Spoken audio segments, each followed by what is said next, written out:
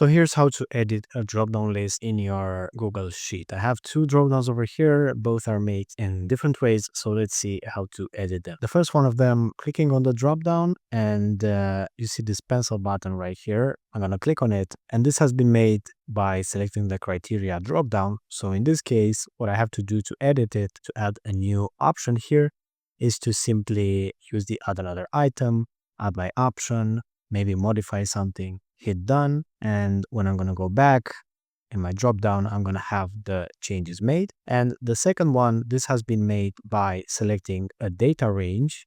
It's a drop down from a range. So in this case, I just need to modify the range, say expand it to Y14, which is this range over here. I'm going to hit OK, and I'm going to add two new values in here.